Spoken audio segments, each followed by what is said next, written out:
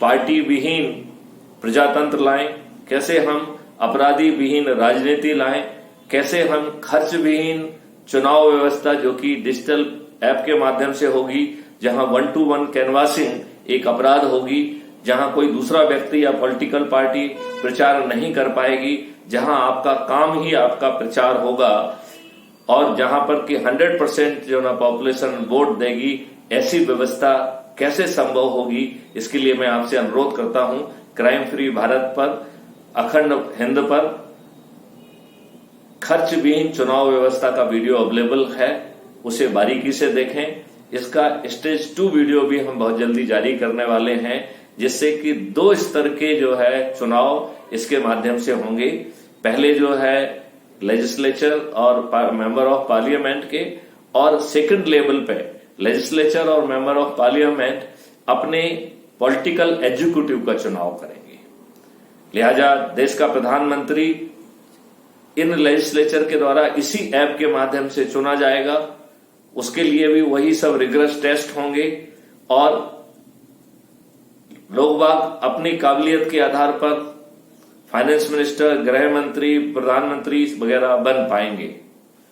उनके rule of business को थोड़ा सा डिफाइन करके प्रधानमंत्री का जो विजन है वो ओवरराइडिंग इन्फ्लुएंस रखेगा, ऐसी व्यवस्था की जाएगी जिससे जो वर्तमान में हमारे मेंबर ऑफ पार्लियामेंट हैं, हमारे प्राइम मिनिस्टर हैं, उनकी काफी एनर्जी लोगों को साधने में लग जाती है, वो एनर्जी बचेगी। अभी जो हमारी पार्लियामेंट 19 घंटे में 21 एक्ट पारित कर रही है, अभी ऐसा विचार मेरा नहीं है, यह जो है सुप्रीम कोर्ट ने कहा है। सुप्रीम कोर्ट ने कहा है कि जब भी हमें किसी भी फैक्ट का इंटरप्रिटेशन करना होता है, किसी भी कानून का इंटरप्रिटेशन करना होता है, तो हम कोशिश करते हैं कि पार्लियामेंट के कानून बनाने वालों के दिमाग में क्या बात थी, तो हम पार्लियामेंट्री डिबेट की तरफ देखते हैं।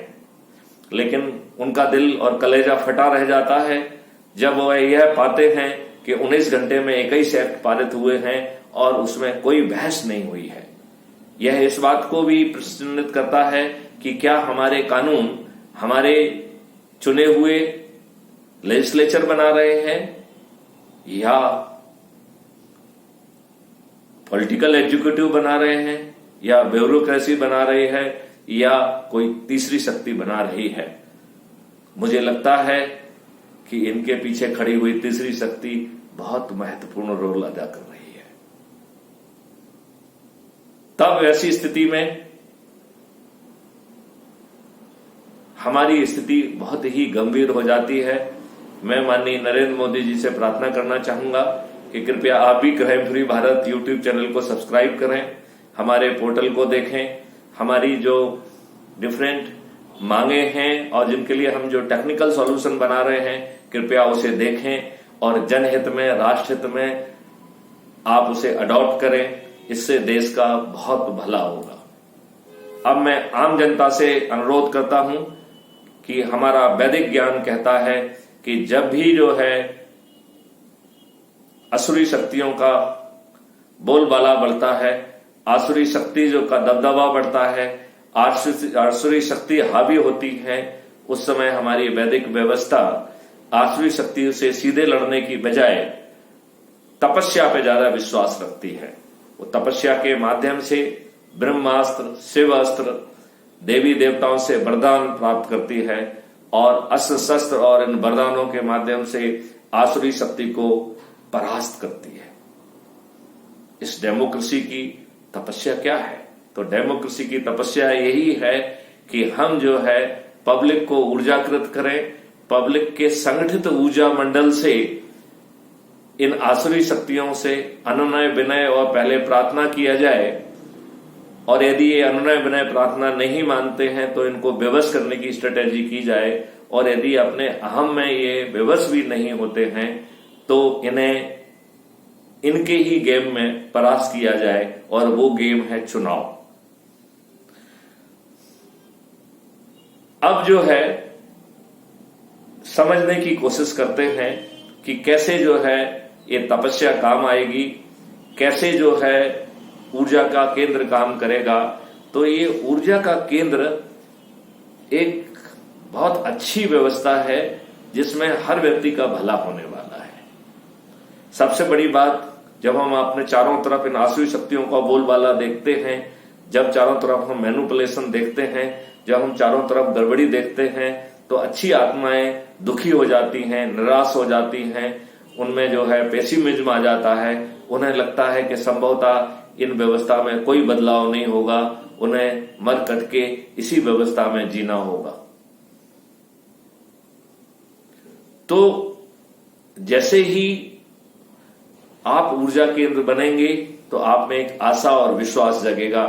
आपके अंदर की नकारात्मकता, आपके अंदर की हताशा, आपके अंदर की निराशा अपने आप समाप्त हो जाएगी। क्योंकि आपकी हताशा निराशा खत्म हो गई है, आप में एक परिवर्तन का विश्वास जागृत हो गया है। इसके कारण आप में एक नई ऊर्जा जागृत होगी।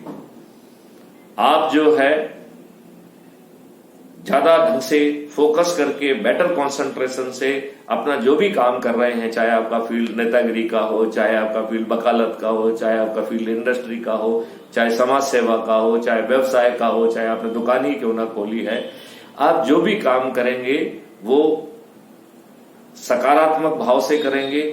निराशा और नकारात्मकता दूर होगी, फोकस और कंसंट्रेशन अच्छा होगा, तो आपका आउटपुट ज्यादा अच्छा होगा, आप ज्यादा धन लाभ कमा पाएंगे। ऊर्जा केंद्र से किसी भी आसुरी शक्ति से सीधे लड़ने की कोई अपेक्षा नहीं की गई है। तो हमारे ऊर्जा केंद्र ऊर्जा का संचार तो करेंगे, लेकिन ना तो हम उनसे यह अपेक्षा करते हैं कि वो चक्का जाम करें, रेल रोको करें, प्रदर्शन जुलूस करें, ये टुकड़े टुकड़े गैंग जैसा जो है शासकीय संपत्ति की जो है के साथ जो है ना तोड़फोड़ करें, या दिल्ली जाएं या जंतर मंतर जाएं, तो ऐसा कुछ भी नहीं करना है। क्योंकि जब इन आसुरी शक्तियों को ऐसा लगेगा कि यह आपको दमन करना है, तो वो अपने गुंडा मवालियों को भेज के आपके शांतिप्रिय जो है प्रदर्शन को, आपके शांतिप्रिय जो है आंदोलन को, वह अपने गुंडा मवालियों को भेजकर उसमें दंगा करा देंगे और लाठियां भाजने का उनको मौका मिलेगा, गोलियां चलाने का मौका मिलेगा, आपके ऊपर अपराध लादने का मौका मिलेगा। लिहाजा आसुर शक्तियों को ऐसा कोई जो है ना मौका नहीं दिया जाएगा। लिहाजा आपसे अपेक्षा ही नहीं की गई है कि आप जो है कोई जुलूस निकालें, चक्का जाम करें, रेल रोको करें, दिल्ली चलें, ऐसा कुछ नहीं करना है। इन आसुरी शक्तियों को हम शंखनाद के जरिए से हैंडल करेंगे। क्योंकि आज की परिस्थितियों में हर घर में शंख हो, इतने भी लोगों के पास संसाधन नहीं है, लिहाजा थाली को शंख की बतौर जो है ना चुना गया है। तो थाली को बजाकर, दीपक को जलाकर सकारात्मक पैदा करना है। और जब इतने ऊर्जा केंद्र दीपक जलाएंगे तो जिस दिन भी हम निर्णय लेंगे उस दिन पूरे देश में दीपावली हो जाएगी और थाली रूपी शंख का शंखनाद जो है, और क्राइम फ्री भारत के जो ऑडियो वीडियोज हैं जिसके माध्यम से हम लगातार माननीय नरेंद्र मोदी जी से प्रार्थना कर रहे हैं, अनुनय कर रहे हैं, विनय कर रहे हैं, वह विनय, अनुनय, विनय और प्रार्थना आम जनता ऊर्जा केंद्रों के माध्यम से सीधे जो है माननीय प्रधानमंत्री जी से करेगी। तो हमें इसमें किसी सलाहकार का इंटरप्रिटेशन की जरूरत नहीं होगी, किसी मीडिया एनालिस्ट की जरूरत नहीं होगी। माननीय मोदी जी सीधे ही उस शंखनाद की आवाज को सुन पाएंगे। अब एक हमेशा ये रहता है कि जो आसुरी शक्तियां होती हैं वो जो है अपने अहम में अनुनय विनय प्रार्थना सुनने के लिए बहुत जल्दी तैयार नहीं होती हैं। तो ऐसी स्थिति में उनको बेबस किया जाएगा। तो बेबस करने का जो औजार है कि ना तो हम आपके प्रोग्राम में जाएंगे, ना आपको अपने प्रोग्राम में बुलाएंगे, ना आपके दरबार की शोभा बनने देंगे। इस तरीके से हम एक ऐसी व्यवस्था जो है ना रखेंगे जिसमें हम काला पट्टी बांधेंगे, काले जो है ना झंडे रखेंगे यदि हम कोई काम कर रहे हैं तो उसे 2 घंटे ज्यादा करेंगे, जैसे कि जापान में प्रथा है। और अनुनय विनय प्रार्थना ना मानने पर भर्त्सना की ऑडियो बनाए और वीडियो बनाएंगे, जिन्हें जो है शंखनाद, थाली रूपी शंखनाद और दीपक जलाकर और उन भर्त्सना वाले वीडियो के माध्यम से, और जब भी ये काले अंग्रेज हमारे ऊर्जा केंद्रों के प्रभाव क्षेत्र में जाएंगे तो उनको काले झंडे दिखाए जाएंगे, उनको काले बैंड दिखाए जाएंगे और ये नारा लगाया जाएगा, काले अंग्रेज वापस जाओ, काले अंग्रेज सुधर जाओ, काले अंग्रेज वापस जाओ, काले अंग्रेज सुधर जाओ। ऐसी संभावना है कि संभवतः वह विवश होकर बदले हुए हालात को पहचान कर वो सब कर देंगे। तो ऐसे विवश होने वाले लोग अत्यंत ही वंदनीय होते हैं। जैसे कि रामायण में भगवान राम ने जो है ना कहा था कि विनय न मानत जलधि जड़ गए 3 दिन बीत, बोले राम सकोप बस भय बिन होए न प्रीत। तो भगवान राम ने पहले 3 दिन अनुनय विनय और प्रार्थना की, फिर अपने तरकस से तीर निकाला और उसका संधारण किया, और संधारण करके जो है समुद्र रूपी जड़ दुरात्मा मजबूर हुई, वो प्रकट हुई, उसने विनय किया कि उन्हें माफ किया जाए, और उन्होंने बताया कि आपके इसमें जो है नल नील नामक तो 2 बंदर हैं जो कि जिनके हाथ का पत्थर डूबता नहीं है, तो आप उनके माध्यम से राम सेतु बना लीजिए। और इस प्रकार विवश होकर उन्होंने वो उपाय बताया जिसके माध्यम से भगवान राम वहां पहुंच पाए और भगवान राम को समुद्र को नष्ट करने की, पराजित करने की आवश्यकता नहीं हुई। उसी रामायण में दूसरा जो दृष्टांत है वो रावण खुद का है, जिसमें भगवान राम अंगद को भेजते हैं। अंगद के पैर को कोई भी जो है ना सभासद जो है ना नहीं हिला पाता है। जब रावण स्वयं जो है उनका पैर हिलाने पहुंचता है तो उसको कहते हैं कि हे रावण, तू मेरे कदम क्यों छूता है, मेरे क्यों पैर क्यों पड़ता है, तू भगवान राम के शरण में जाएगा, तेरे को जो है सब कुछ मिलेगा। लेकिन रावण के अहम ने उसे ऐसा नहीं करने दिया। अंतगत्वा रावण को नष्ट करना पड़ा, पराजित करना पड़ा, ध्वस्त करना पड़ा। यह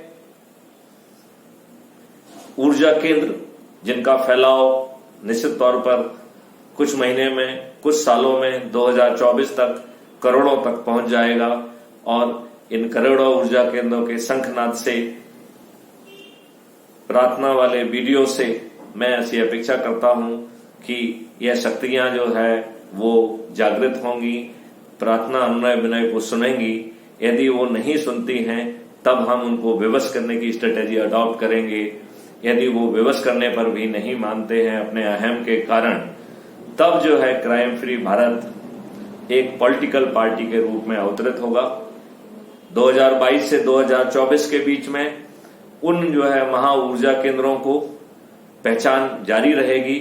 उन महा ऊर्जा केंद्रों के माध्यम से ऊर्जा केंद्रों के फैलाव को ज्यादा बड़ी गति दी जाएगी, और 545 महा ऊर्जा केंद्रों को एज ए उम्मीदवार उतार कर 100 करोड़ से भी ज्यादा ऊर्जा केंद्रों के माध्यम से, जो कि वोटर भी होंगे, हम इन आसुरी शक्तियों को उन्हीं के गेम में परास्त करेंगे, उनकी जमानतें जब्त करेंगे।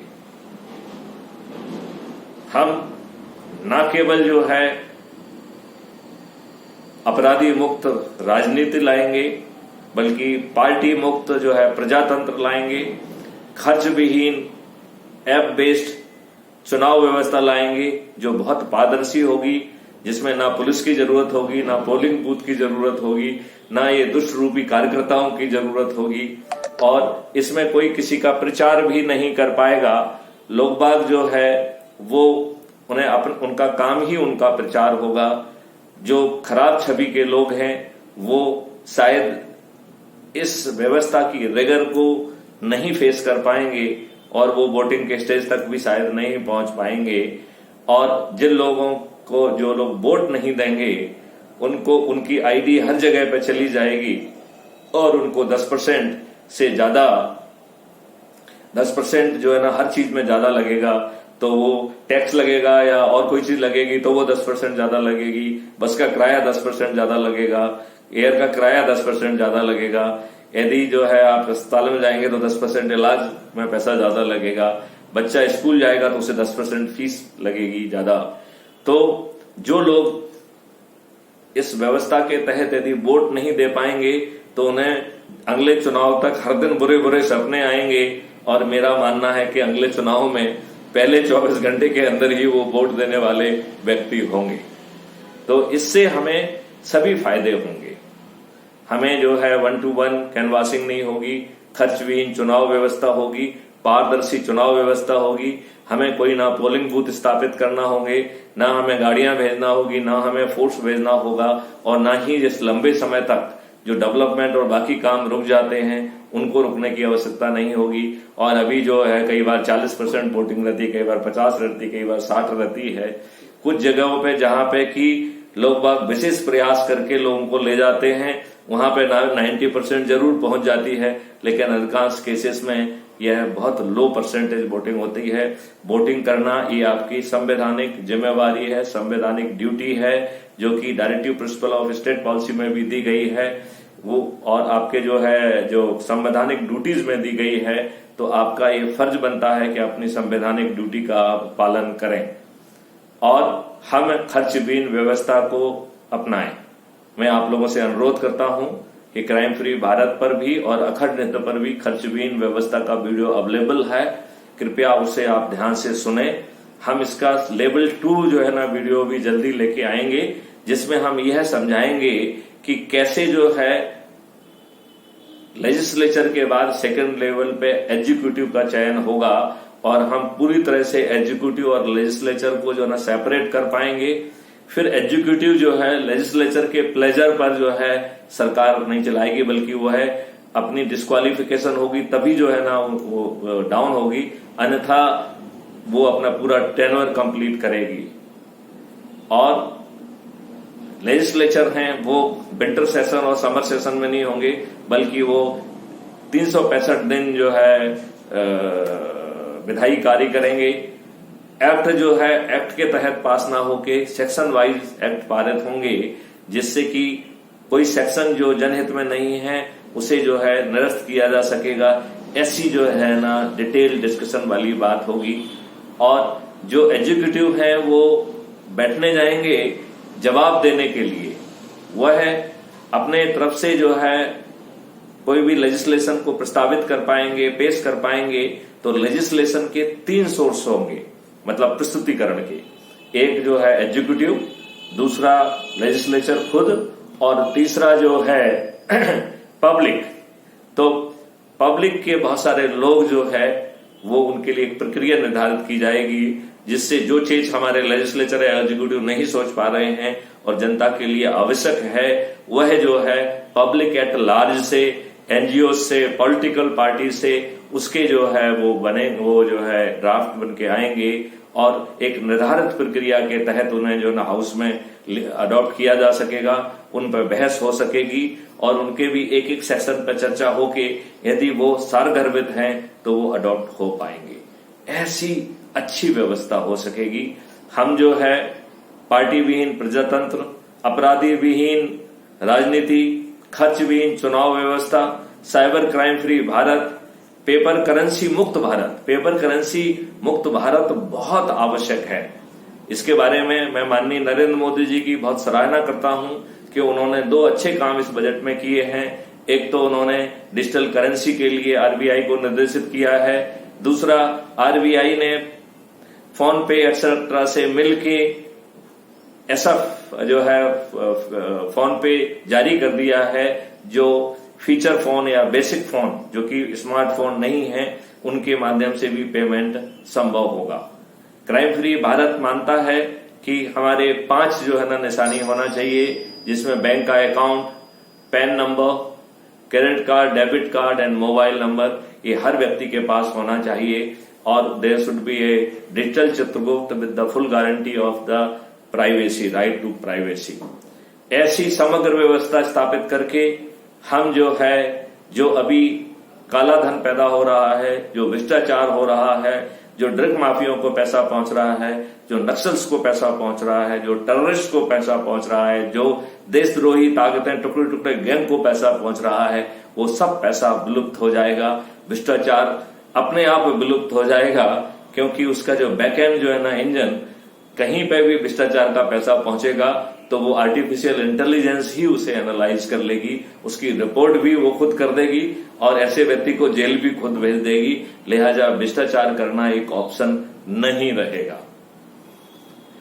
एक बार पेपर करेंसी मुक्त भारत होने के बाद हम जो है टैक्स फ्री भारत की तरफ जाएंगे और जो डिजिटल ट्रांजैक्शन है उस पर 2% की फीस होगी। और चूंकि ये पैसा एक हाथ से दूसरे हाथ बहुत तेजी से निकलता है, लिहाजा हम जो है एक दिन में ही जो है उतना पैसा इकट्ठा कर पाएंगे, जो कि शायद जो है अभी आप जो है पूरे साल भर में भी नहीं कर पा रहे हैं। और हम आसानी से आज की तुलना में बढ़े हुए जो है बेस के कारण और कम उसके कारण और हम जो है अपने डेवलपमेंट के लिए, इंटरनल सिक्योरिटी के लिए, एक्सटर्नल सिक्योरिटी के लिए आज की तुलना में 10 गुना ज्यादा जो है पैसा दे पाएंगे। हमारा चूंकि टैक्स खत्म हो जाएगा, उसमें कोई इनकम टैक्स नहीं होगा, कस्टमर और एक्साइज नहीं होगा, लिहाजा लोग महंगाई की मार से भी बाहर आ जाएंगे और लोगों को जो है कोई किसी को कालाबाजारी नहीं कह पाएगा, कोई किसी को टैक्स चोर नहीं कह पाएगा, क्योंकि अभी जो टैक्स के नियम बनाए जाते हैं वो इतने खतरनाक बनाए जाते हैं कि यदि हम किसी जो है जो नियम बनाने वालों को कहें कि आप भी एक व्यवसाय कर लो, तो 1 साल बाद हम उसके ऊपर रेड करके उसको जो है ना जेल में डालने की स्थिति में होंगे, क्योंकि वो नियम इस ढंग से बनाए गए हैं कि जिसको चाहो उसको जेल में डाल दो। तो ये हम एक टैक्स फ्री भारत को जो है ना स्थापित कर पाएंगे। आगे चल के क्राइम फ्री भारत का सपना है, हम इसके ऊपर बड़े डिटेल वीडियो लेके आने वाले हैं कि कैसे हम इंटीग्रेटेड फार्मिंग के माध्यम से जहर मुक्त कृषि संभव करेंगे, कैसे फ्लड और ड्रॉट नहीं आएगा, कैसे पानी जो है ना फिर से 8-9 फीट पे पहुंच जाएगा और हर खेत में जो है एक 10 फीट गहरा ट्रंच होगा, एक खेत का ट्रंच दूसरे खेत से जुड़ा रहेगा और ये वाटर बॉडी से जुड़ा रहेगा। खेत में जो है 4 तरीके के बड़े बड़े प्लांट्स होंगे, जिसमें कि aromatic plants, powder plants, fruits plants and medicinal plant. इनकी हॉरिजॉन्टल ब्रांचेस को काटा जाएगा, जिससे वर्टिकल ब्रांच जो है ना ऊपर जाएंगी और वर्टिकल ब्रांच से जो है ना उस लोड को संभालने के लिए जड़ों को नीचे जाना होगा। लिहाजा जो ट्रंच में जो पानी होगा उसे हम और ज्यादा गति से अंदर भेज पाएंगे। जब पानी बरसेगा तो इन ट्रंचों में पानी भर जाएगा, जड़ें जो है पानी को जो है ना आसानी से नहीं बहने देंगी और थम कर कहां जाता के अंदाज में पानी जो फ्लड है, फ्लड नहीं आ पाएगा। हम अधिकांश पानी को कैप्चर करके जमीन के अंदर ले जा पाएंगे और पानी के स्तर को पुनः 8 से 10 फीट पे ले जा पाएंगे, जिसे हम राहट के माध्यम से, अपने बैलों के माध्यम से, बिना किसी एनर्जी को यूज किए उपयोग में कर पाएंगे। हर खेत में एक गौशाला होगी, जिससे जीवामृत, घनामृत के द्वारा हम मिट्टी की क्वालिटी और हम बिना जो है केमिकल फर्टिलाइजर और पेस्टिसाइड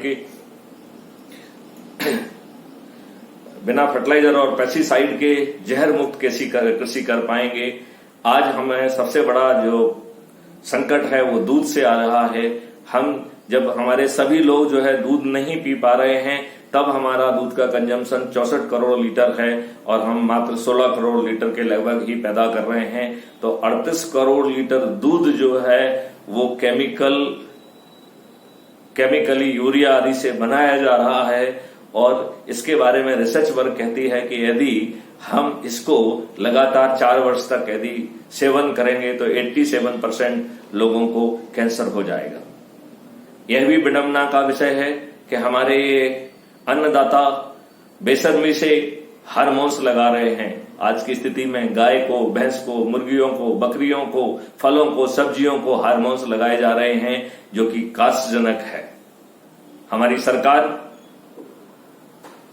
कैंसर कारित करने वाली जो है ना तंबाकू और आदि पर जो है टैक्स के लालच में खतरनाक फोटो तो छाप रही है, लेकिन उनको बंद नहीं कर रही है। लिहाजा हम जो है रोज ढेर सारे जो है आर्टिफिशियल मॉलिक्यूल क्रिएट कर रहे हैं और कोई भी मॉलिक्यूल पूर्णतया सेफ नहीं होता है। हमारे जो है एलोपैथिक लोगों ने एक पूरा जो है ना जकड़ कर लिया है, वो भी अपने आप में एक आसुरी शक्ति बन गए हैं। जो पॉजिटिव डेवलपमेंट हुआ है वो साइंटिस्ट और इंजीनियर्स के द्वारा किया गया है, उसमें डॉक्टर्स की कोई भूमिका नहीं है, चाहे वो एनालिटिकल हो, चाहे वो पैथोलॉजिकल टेस्ट हो, चाहे वो सर्जरी के इंस्ट्रूमेंट हो।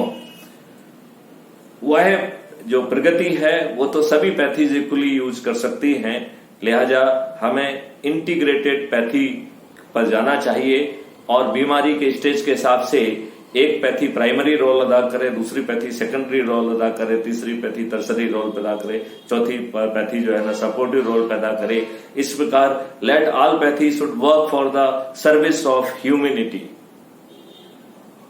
हमें यह कैंसर का खतरनाक खेल बहुत जल्दी बंद करना होगा। मैं माननीय नरेंद्र मोदी जी से प्रार्थना करता हूं, जब आपके ही गवर्नर साहब जो कि गुजरात के गवर्नर हैं आचार्य जी, उन्होंने अपने अनुभव के आधार पर यह पाया है कि जीवामृत और घन अमृत के माध्यम से हम कृषि को बहुत अच्छे ढंग से कर सकते हैं और पहली ही फसल में बिना लॉस के हम अपनी मिट्टी को जो है ना बदल सकते हैं। और उसमें यदि हम जो है ना केंचुए और माइक्रोब्स का यूज करें तो ये और भी सोने में सुहागा का काम होगा।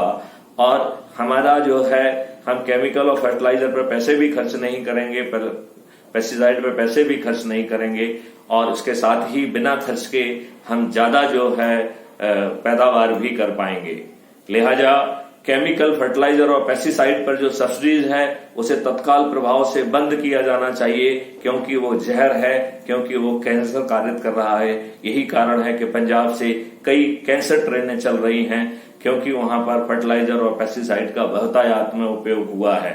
अब यह समय आ गया है कि हम रसायन को कृषि से दूर करें और धीरे से रसायन को हम अपनी लाइफ स्टाइल से दूर करें। यदि हम ऐसा करते हैं तो हमारा जो सीवेज है वह एक अमृत में कन्वर्ट हो जाएगा, वो एक बहुत अच्छे मैनोर में कन्वर्ट हो जाएगा।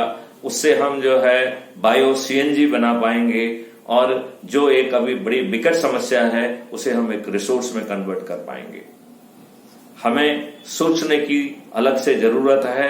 हम फार्मर्स प्रोड्यूसर ऑर्गेनाइजेशन के माध्यम से जो मेडिसिनल प्लांट्स हैं उनको जो है मिलाकर अपने खाद्यान्नों को रॉ मटेरियल की बजाय एक प्रोसेस्ड फूड के रूप में बेच पाएंगे और हमारा जो फूड है वह जो है हमको निरोगी भी बनाएगा और दीर्घायु बनाएगा। इस अमृत को हम देश में 2 MSP से 3 MSP के बीच में बेच पाएंगे और क्राइम फ्री भारत के बैलेट से उसको 10% का डिस्काउंट होगा, तो हर कोई जो है उसको 1.8 MSP से 2.7 MSP में देश में और 10 MSP से 100 MSP में विदेश में खरीद पाएगा। और इसके लिए पूरा इकोसिस्टम हमारा होगा। हर किसी को जो वो वैल्यू एडिशन कर रहा है, जो वो काम कर रहा है, उसके सर्विस चार्ज मिलेगा और यह सर्विस चार्ज जो है किसान के कॉस्ट सेटलिंग अकाउंट में जाएगा। किसान को 1 MSP बिना किसी खर्च के मिलेगी। ऐसी वृहद और अच्छी व्यवस्था संभव होगी। आओ हम सब मिलकर अपने कानून निर्माताओं को इन अपराधियों के चंगुल से मुक्त करें। आओ हम सब मिलकर ऊर्जा केंद्र बने, ऊर्जा केंद्र से सकारात्मकता लाएं, अपने ही लोगों को उनको जोड़कर और समझाकर हम ऊर्जा केंद्र बनाएं और ये ऊर्जा केंद्र चुंबक के सिद्धांत पर काम करेंगे। लिहाजा व्यक्ति जो है वो चुंबकीकृत होके आसपास के लोहे को उनके पार्टिकल अपने स्थान पर ही रीअलाइन होकर वो भी चुंबकीय गुण हासिल करते जाएंगे और इस प्रकार जो है ना उनमें फैलाव होता जाएगा। बिना समय गंवाए चारों तरफ जो है ऊर्जा केंद्रों का भरमार हो जाएगा। और कबीरदास जी का जो दोहा है कि लाली मेरे लाल की जित देखो तित लाल, लाली देखन मैं गई तो मैं भी हो गई लाल, ऐसी व्यवस्था हम जमीन पे उतार पाएंगे। आओ मेरे साथियों, हम सब मिलकर क्राइम फ्री भारत के ऊर्जा मिशन से जुड़ें। इसमें आपको आसुरी शक्तियों का सीधे सामना नहीं करना है, आपकी नकारात्मकता समाप्त होगी। आप अपने लोगों से ही संवाद कर रहे हैं, तो अभी जो संवाद का आपको समय नहीं मिल रहा है वो संवाद जो है ना करने का मौका मिलेगा।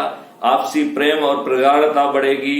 उसके साथ ही साथ आप अपने शंखनाद के जरिए इन आसुरी शक्तियों से अन्वय विनय और प्रार्थना कर पाएंगे। यदि ये नहीं मानेंगे तो इन्हें विवश कर पाएंगे, और यदि ये फिर भी नहीं मानेंगे तो क्राइम फ्री भारत एक पॉलिटिकल पार्टी के रूप में 2024 में अवतरित होगी और 545 महा ऊर्जा केंद्रों को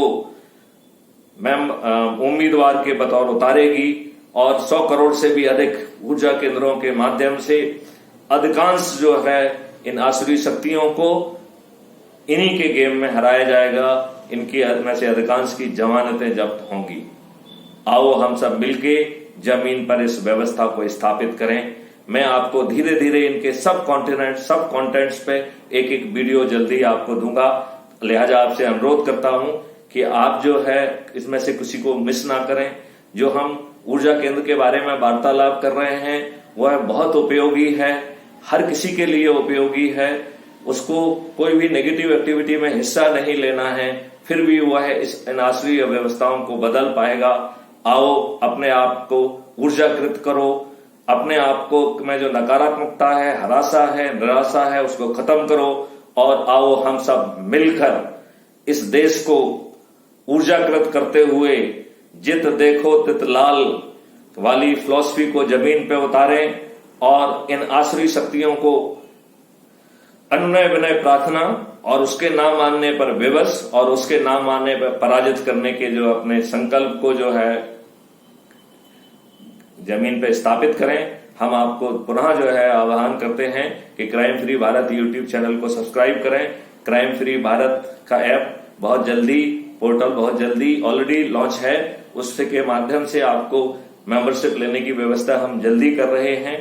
हम आपसे अनुरोध करते हैं कि आप जितना भी समय संकल्पित कर सकते हैं उसको संकल्पित करके उसमें जो है एक जो है एनआरआई को, जिससे विश्व स्तरीय ऊर्जा केंद्र स्थापित हों, एक दूरस्थ स्थित जो है ना प्रवासी भारतीय को, जिससे कि भारत के आपका जो क्षेत्र है उससे हटके चारों तरफ आपके कारण जो है ऊर्जा के केंद्र स्थापित हों, और एक जो है ना फेस टू फेस जो है संवाद के जरिए ऊर्जा केंद्रों का ज्योमेट्रिकल प्रोग्रेशन, एक्सपोनेंशियल प्रोग्रेशन के माध्यम से हम कुछ ही समय में इसे करोड़ों तक पहुंचाएं और फिर शंखनाद के जरिए से यह व्यवस्था जमीन पर उतारें। आओ हम सब मिलकर ऐसी व्यवस्था को एक जमीनी हकीकत बनाएं। जय हिंद, जय भारत, वंदे मातरम।